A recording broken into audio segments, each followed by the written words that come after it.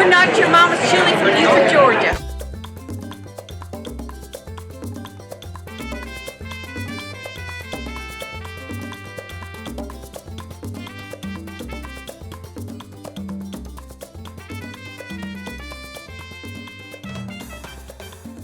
This event started as a group of us sitting around the Belton Presbyterian Church, and we were saying, what can we do to raise money for one of the local organizations, BEMA.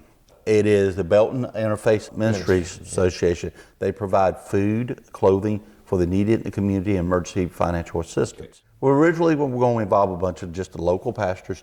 As we got looking at what we wanted to accomplish in the end, that wasn't going to do it.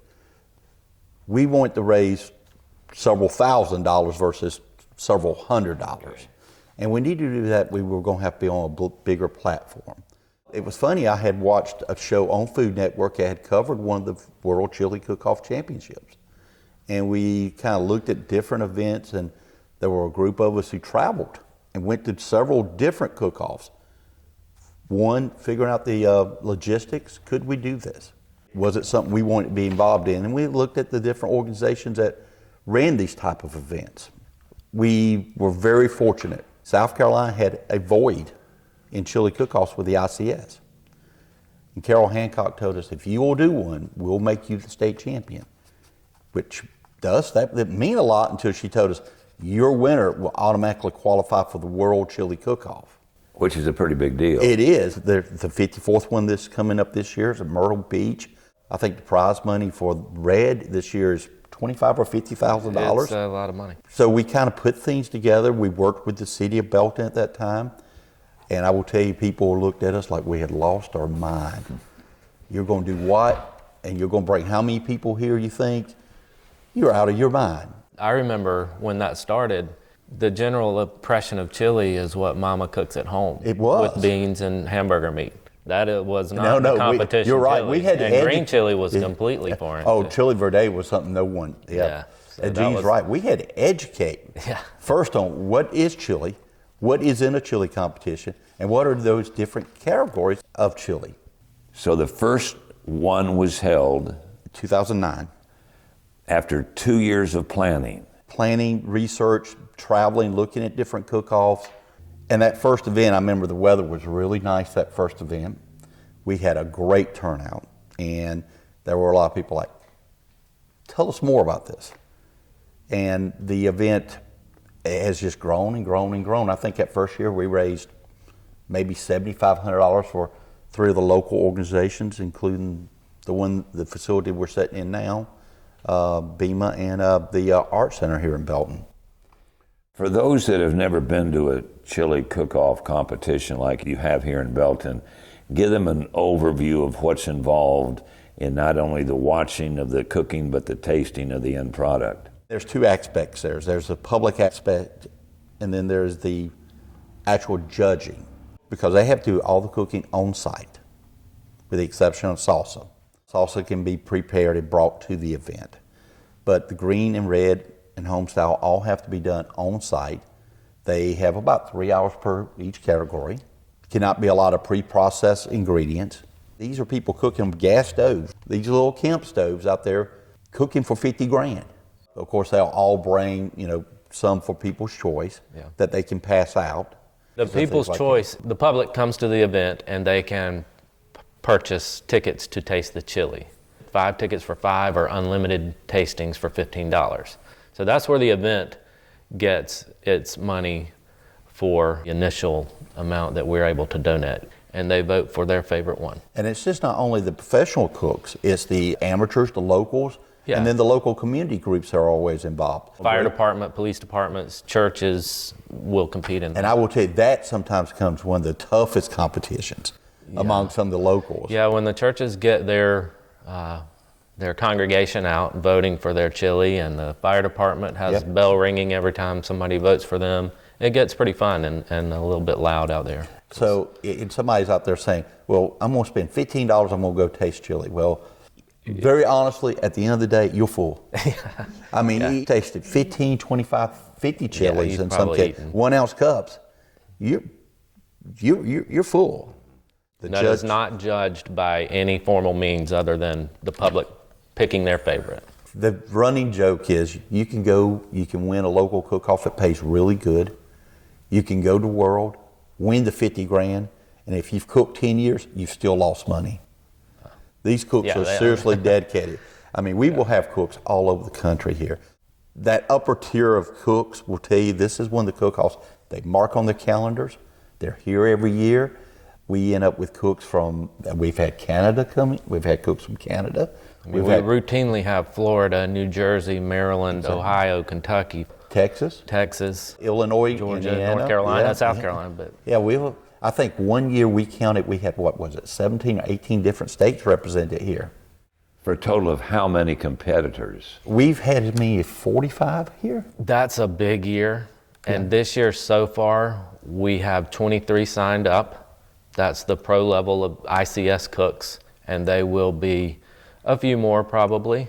Every year we have at least 3 to 4 world champions in this crowd. You're in charge of the judging of this. How difficult of a process is that? Very. These chilies are at such a quality that you're looking for minute differences. And it's a little too much salt, a little too much heat.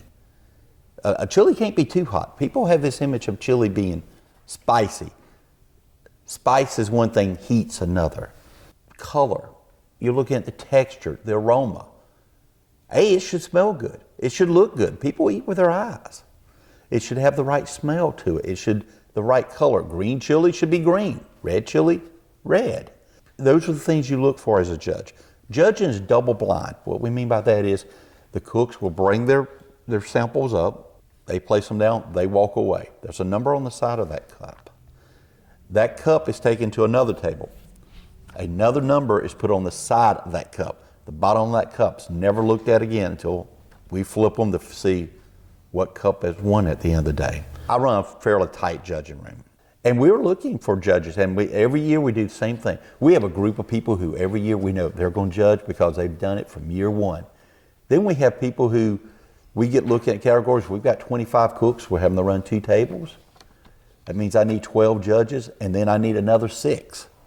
Chili should be that special thing, but it also should be what you would eat too. So there's no really qualifications for being a judge other than interest in being a judge. And being a judge, wanting to see what world quality chili's like. And you educate them on what? We do a 15-minute little seminar, lack of better, and it's fun. First of all, we divide out what judges get what categories. Which will be 5 this year. At each judging point, we brief them just like they start from scratch. We do that on purpose. You get your score pad, put everybody around the table, and they take one sample, throw that spoon away, take another, and they write their notes, cleanse their palate, and do it again. And then we tally up those. What do you think the best one was? 1, 2, 3. And we have a scoring system that works. What we ask judges to do is put constructive comments. Tell that cook what you didn't like about that. okay. Was it too salty? Was there too much heat? Was there too little heat? Did it have a bitterness to it? Was it too sweet? Comments that help that cook go to the next cook-off and improve his product. We've had a couple of our winners place on the final table at World in every category.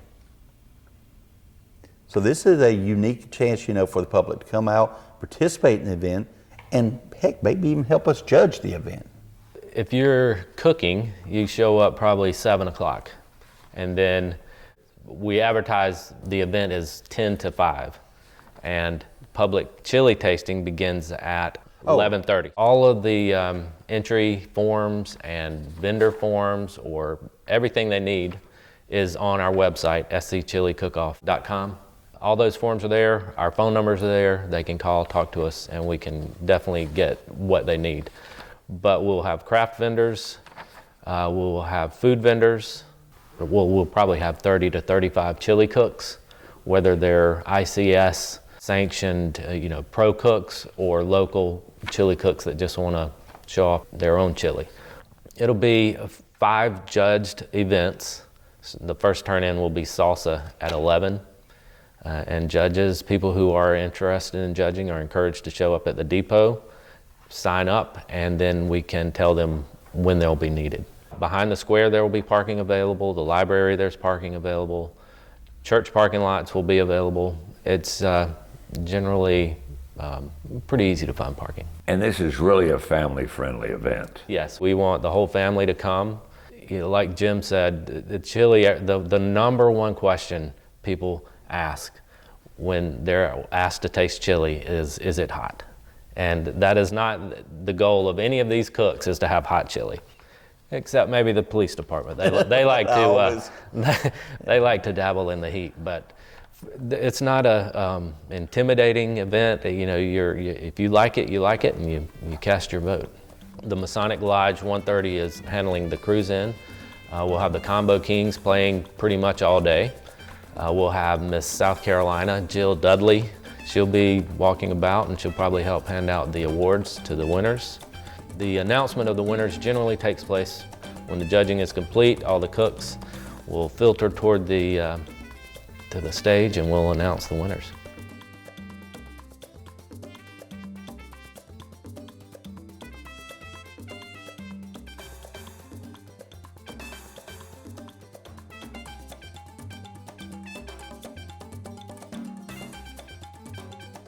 Brought to you by the folks at Anderson County.